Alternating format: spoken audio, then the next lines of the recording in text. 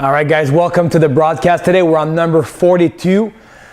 So let's give people another 10 seconds to get on the broadcast and we'll get right to work. As always, if you have questions from last week or the week before, drop them in the comment section. I'll answer them right away or just after the broadcast. So again, welcome, and let's just wait a little bit, get some people on here. And if you can watch it live with me now, that's great. If you think the video has value and that people in your friends might benefit from this lesson, then please share the video. So, number 42. Before we start, just a quick happy birthday to my little brother, Sifu Sylvain. It's his birthday today. So if you're friends on Facebook, please send him a message. This lesson, very important. They're all important, but this one is important. And I hope that you went through what we talked about last week, and that you were able to find yourself a sash or a belt, something to tie the dantian and to actually trap the energy inside, and then go through the different Neigong exercises that we showed in the previous lessons. And did you do it? Did you feel, or what did you feel when you did it that way? Did you notice a difference between with and without? Maybe let me know like how that went and the feeling you had doing the exercise with it. So I won't really tell you what you feel. It's personal to you. But if you want to share with me, and then we can compare notes and see if we're feeling the same thing. All right. So lesson today is about how do you evaluate yourself? How do you know if you're doing things right? And I mean as a student, if you're training martial arts, as a father, as a husband, if a mother, grandmother, whatever role you have in your life, how do you know if you're doing it right? And oftentimes we'll just, if somebody asks you, are you a good businessman? Are you a good owner? Are you a good father? Are you a good lover? In all these areas, you might say, well, yes, I am a good father. The lesson here is, do not ask me if I'm a good father. You ask my kids if I'm a good father. Then you'll get the real, honest truth. Because we can all BS or bullshit ourselves saying that, yes, I am a good father or I'm a good instructor.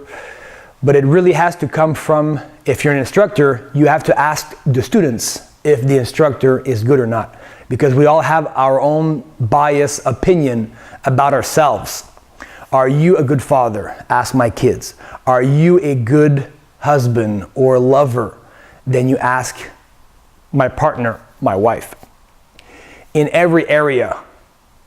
And if you were to ask that, if I were to ask your kids or your wife or your husband how much of a good lover you are, or a good leader, or an instructor, or business owner, whatever area, what would they say about you?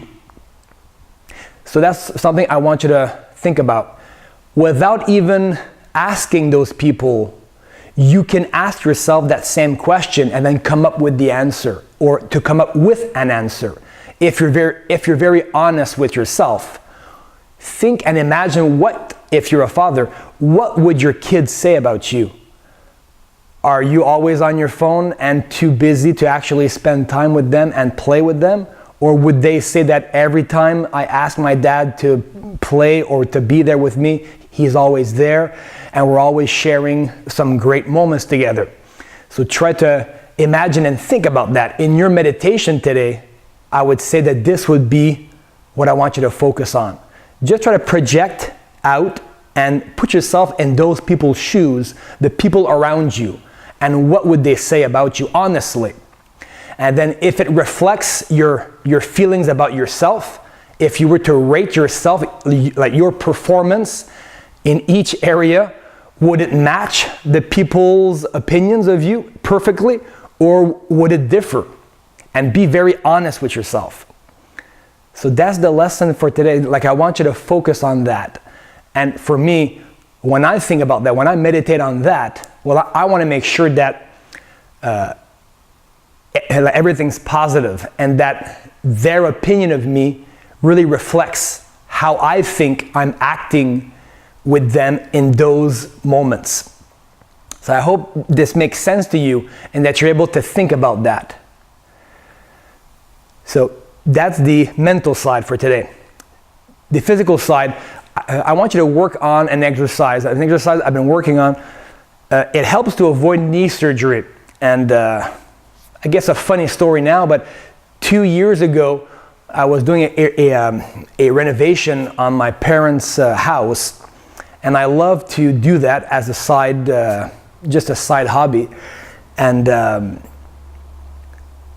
accidentally shot myself with a 2-inch nail in my knee.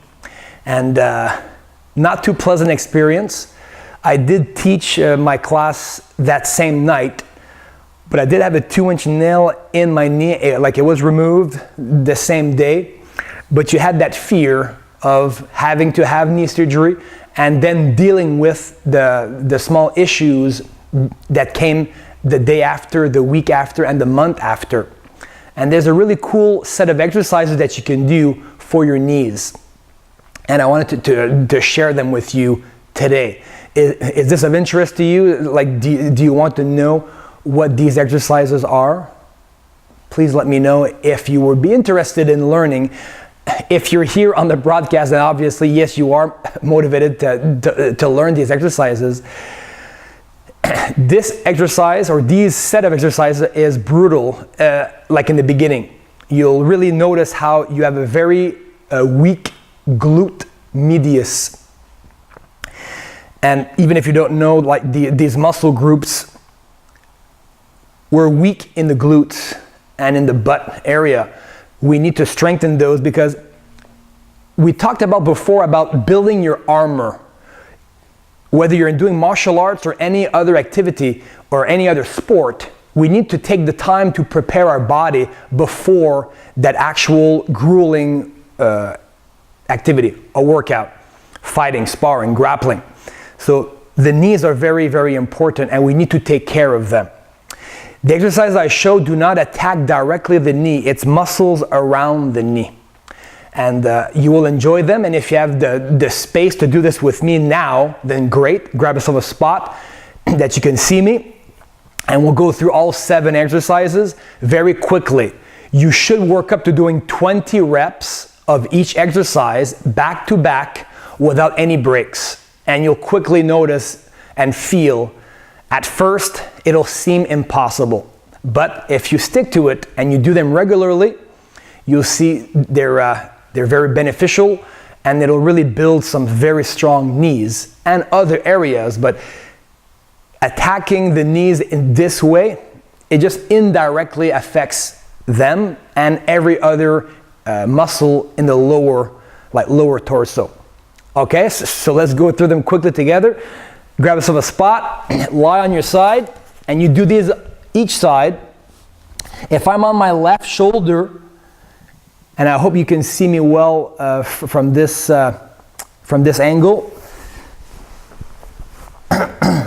So, if you're on your left shoulder, grab your right shoulder, and your right hand is down. Be straight, as if you were up against a wall. Okay, so nice and straight. Do not arch your back. Your right foot will come up not more than 30 degrees. Okay, so again, I warn you not to discount these exercises thinking that it's like a Thai master, a Jane Fonda type of exercise. You'll quickly feel the burn. So, you're strong, you're aligned. Lift not more than 30 degrees and go up and down. Just stay in that range. Okay, so you go up and down. Keep everything tight, and you would do these for 20 reps. Okay? The second exercise, without breaking, keep a 12-inch space between your feet, and then I want you to swing forward and back, trying to stay on your hip and swing your leg up at a 45 degree. If you were to look at yourself from the top, move out at a 45 degree and then come back to where you were start point. Now do 20 of those. Once you're done, third exercise, swing your leg back, and you do not arch your back or else it takes away from the efficiency of the exercise. So go back 20 times. Okay, and keep that space of 12 inches between. Then, fourth exercise, you swing forward and back. You do both. You do 20 of those, front and back. Then, still keeping that 12-inch distance, then draw a big circle, 18 inches in diameter, and the bottom of the circle comes up to about 12 inches. So make that circle. Staying on your hip, do 20 to the left. Then you do 20 to the counterclockwise, so do clockwise and counterclockwise. Once you're done, keep the 12 inches and then do a bicycle movement. So do 20 as if you're on a bike. Do those 20 reps. You've done all 7 exercises, then switch sides. If you've had a chance, if you're able to do those with me right now, you feel something in your whole leg, I want you to train it, practice it, integrate it into your own exercises that you can do at home. They're very simple, but I warn you, you will, if you really want strong glutes and strong hips and knees, do these exercises regularly, and you'll thank me for it later. So I hope you've enjoyed this lesson. Again, as always, stay on the path of self-mastery. It's not always easy.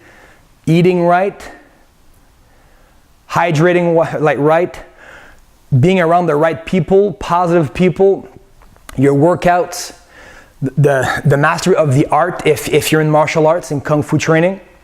So stay on the path, and I'll see you soon.